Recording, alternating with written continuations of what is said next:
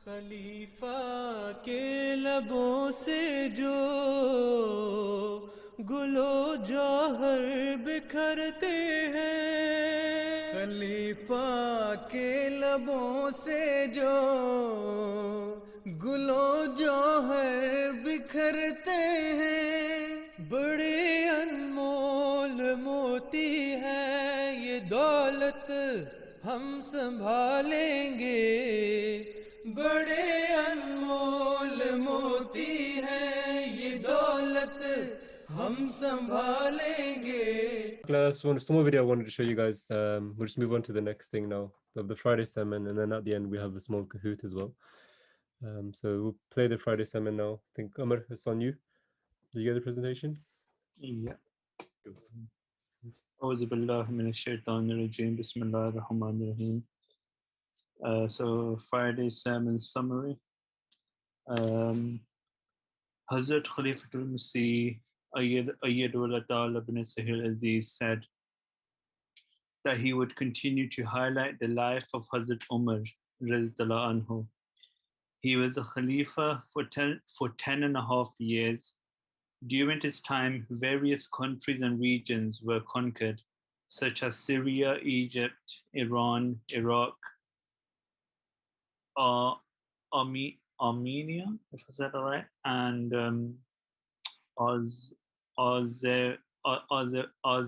Azerbaijan, if I said that right as well, etc. During the era of his Khilafat, Hazrat Umar Razdallahu anhu accompanied the Muslim army on all expeditions though he would not take part in the battle itself, but he would provide guidance through the commanders and would communicate with the soldiers through letters. Hazrat Umar would say that he would pray for the victories of the Muslim army during his prayers. History records that during a battle with the Persians, Hazrat Abu Bakr anhu fell ill. At this time, Hazrat Abu Bakr summoned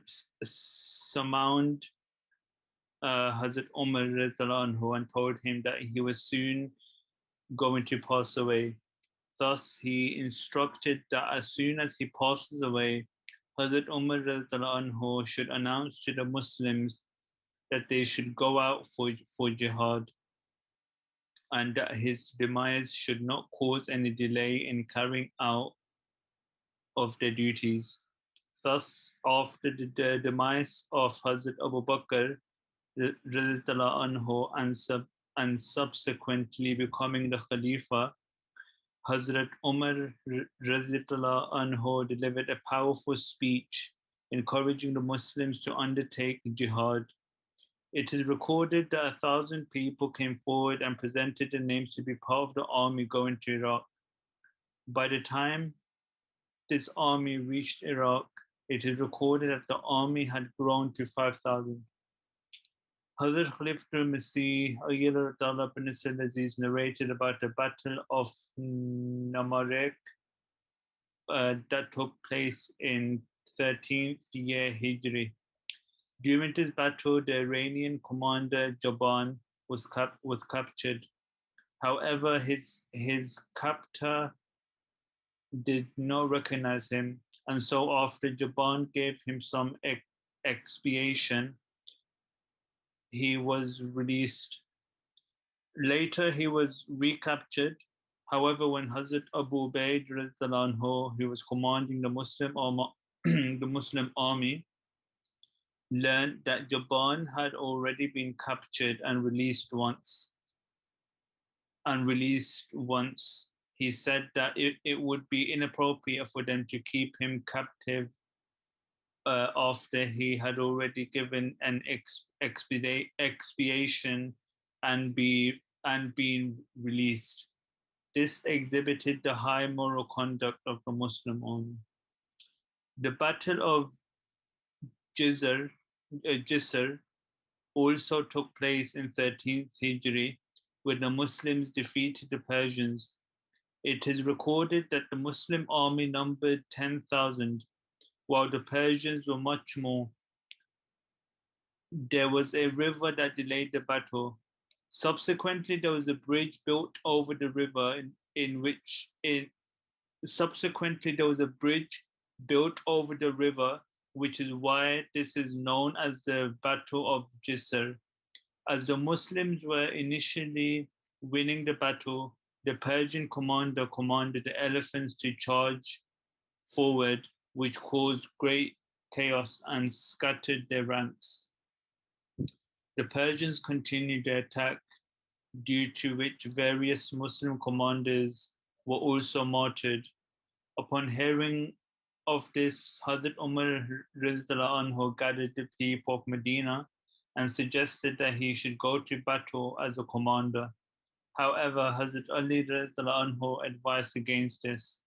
Thus, Hazrat Umar anhu sent Hazrat Saad anhu towards Jisr with an army.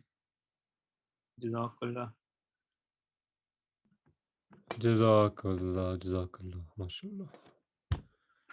Tried keeping it shorter than Huzur's speech.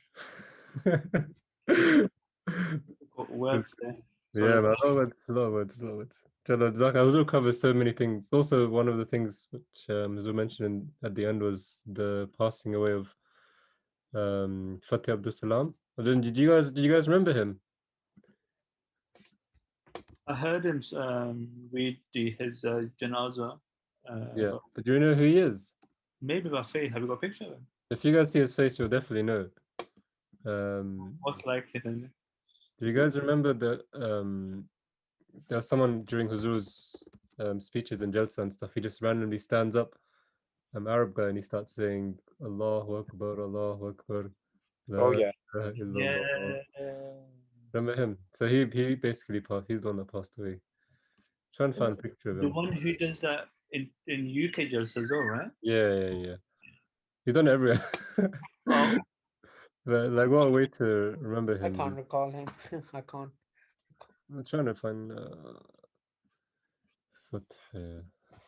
yeah, I don't know if I can find it. Oh, if you want, I can try and find it for you. Yeah, his name's Fatih Abdul Salam. He's on MTA Arabiya most of the time. He's Egyptian. But they were talking about him and his love for Khilafat was like proper crazy. And Why are we suddenly losing people? We had like 8 people. Now we're suddenly at 5. people are busy, innit? The rat race. Rabbi Saab, is that the one who was in the electoral for the Khulafa as well? Fatih Abdul Salam? Pardon? Yeah. I don't know. I'm not sure. Okay. Do you remember his face? Yeah. How do I describe it without being? He wasn't skinny. No, he's not. He's not like that. It wasn't him. Can you guys see? Yeah. Do you find it? Allahu Akbar. Yeah. This is... Walillahil hamd. Oh, I don't know. Okay. Allahu Akbar kabira. Walhamdulillahi kaseera. وسبحان الله العظيم وبحمده بكرة وأصيلا. Yeah, that's the guy. Yeah, that's good,